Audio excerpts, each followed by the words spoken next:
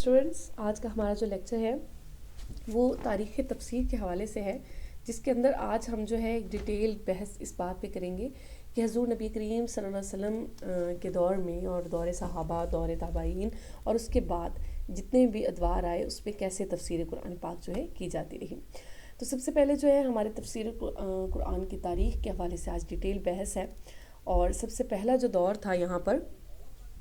وہ حضور نبی کریم صلی اللہ علیہ وسلم کا دور تھا، جس میں حضور نبی کریم صلی اللہ علیہ وسلم جو ہے بذات خود صحابہ کو تفسیر کر کے بتاتے تھے۔ صحابہ کرام مشکلات قرآن کے سلسلے میں آپ صلی اللہ علیہ وسلم سے رجوع کرتے تو آپ صلی اللہ علیہ وسلم حکم الہی سے خود جواب جو ہے انہیں دیا کرتے تھے، یا قرآن پاک نازل ہو جاتا یا آپ نازل شدہ آیت کی جانب صحابہ کی طرف جو ہے توجہ مبذول کرواتے تو آپ صلی اللہ علیہ وسلم بذات خود سراپا عملی قرآن تھے۔ تو چنانچہ دور رسالت جو ہے تفسیر قرآن کا اولین اور بہترین دور ہے، جس پہ مرکزی حیثیت جو ہے آپ صلی اللہ علیہ وسلم کی ذات کو حاصل ہے۔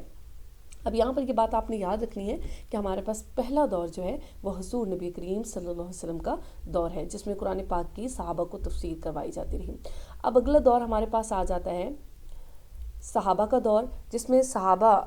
جو ہے آپ نبی کریم صلی اللہ علیہ وسلم کی دنیا سے تشریف لے جانے کے بعد آپ کی تیار کردہ جماعت قرآن، جسے امت خیر، امت وسطیٰ اور حزب اللہ قرار دیا جاتا ہے، یعنی جماعت صحابہ نے تفسیر قرآن کی جو تعلیم حضور نبی کریم صلی اللہ علیہ وسلم سے حاصل کی تھی وہ اگلی نسلوں تک پہنچائی۔ اب یہ وہ دور تھا جس میں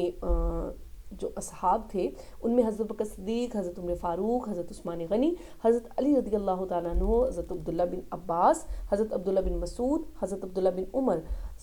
زید بن ثابت رضی اللہ تعالیٰ عنہ، حضرت عائشہ صدیقہ رضی اللہ تعالیٰ عنہ، حضرت ام حفصہ رضی اللہ تعالیٰ عنہ، ابو موسیٰ اشعری اور جابر بن عبداللہ، یہ تمام وہ نام ہیں جو قابل ذکر ہیں تفسیر قرآن کے حوالے سے، جنہوں نے صحابہ کو اس بارے میں بہت زیادہ تفصیل بتائی۔ اب آگے آ جاتے ہیں کہ ان کے دور کی خصوصیت کیا تھی۔ تو دیکھیں کہ انہوں نے حضور نبی کریم صلی اللہ علیہ وسلم سے قرآن پاک کو خود منون امت تک پہنچایا اور تفسیر قرآن میں غیر ضروری طوالت سے اجتناب کیا۔ کلامی اور فلسفیانہ یعنی جیسے فرقہ واریت ہو جاتی ہے اور اس طرح کی چیزوں سے یہ دور پاک تھا۔ اپنے دور میں پیش آنے والے واقعات، مسائل کا حل انہوں نے قرآن پاک پر تدبر کر کے حاصل کیا۔ بڑے بڑے معلم صحابہ نے جو تھے حلقے لگائے ہوتے تھے اور پھر اس میں جو ہے نا وہ قرآن پاک کی تعلیم دیا کرتے تھے، اور اس دور کی جو خوبصورت بات یہ ہے کہ اس میں جو ہے ذاتی رائے بہت کم پیش کی جاتی تھی، بلکہ صرف اور صرف احادیث سے دلیلیں دی جاتی تھی، اور احادیث کا دور تھا تو اس وقت ذاتی رائے کی تو بات ہی نہیں تھی، نہ ہی فرقہ واریت تھی، نہ ہی ایسی کوئی چیزیں بتائی جاتی تھی۔ نیکسٹ ہمارے پاس ٹاپک آ جاتا ہے جی دور تابعین۔ یہ وہ تابعین کہا جاتا ہے جنہوں نے صحابہ کی زیارت کی، صحابہ کہا جاتا ہے جنہوں نے حضور نبی کریم صلی اللہ علیہ وسلم کی زیارت جو ہے اپنی ظاہری آنکھوں سے کی۔ تابعین کا دور ایسا دور، صحابہ کے بعد دور تابعین شروع ہوتا ہے۔ یہ وہ لوگ تھے جنہوں نے جو ہے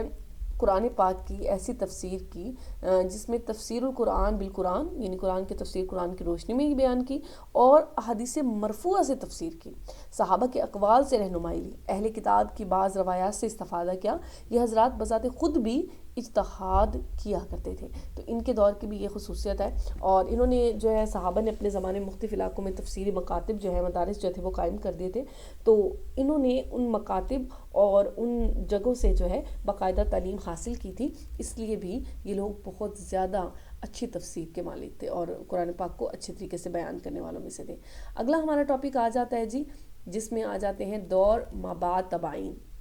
اچھا، یہ بہت خوبصورت دور تھا، یہ بھی دور رسالت و صحابہ اور تابعین میں تفسیر کا ایک قدر جو کام ہو چکا تھا، پھر انہوں نے آ کے بہت بڑا اس کو کارنامہ سر انجام دیا کہ اس کو مکمل طور پہ محفوظ کیا، اور اس دور میں محفوظ کرنے کے ساتھ ساتھ بہت زیادہ، کیونکہ اس دور میں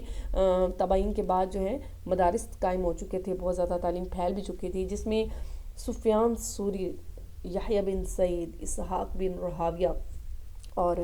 بہت بڑے بڑے جو عبداللہ بن مبارک کے جو نام ہیں، بہت بڑے بڑے ایسے مفسرین ہیں جنہوں نے بہت زیادہ شہرت بھی پائی اور بہت زیادہ جو ہے تفسیر پر کام بھی کیا۔ آج کا جو ٹاپک ہے آپ کے 4 ادوار پر مشتمل ہے، آپ نے اس کی ایک اسائنمنٹ تیار کرنی ہے۔ اس اسائنمنٹ کے اندر آپ نے دور نبی کریم صلی اللہ علیہ وسلم کی وضاحت کرنی ہے، اور اس کے علاوہ بہت سی خصوصیات جو دور صحابہ میں تھی، دور تابعین میں تھی، اور مابعد تابعین کے جو دور تھا جس میں بہت زیادہ تعلیمی دور رہا، تو مفسرین کے اس دور کی بھی آپ نے بہت اچھی وضاحت کرنی ہے۔ آج کا ٹاپک یہیں پر ختم کرتے ہیں، کل ملیں گے انشاءاللہ۔ جزاک اللہ خیرہ۔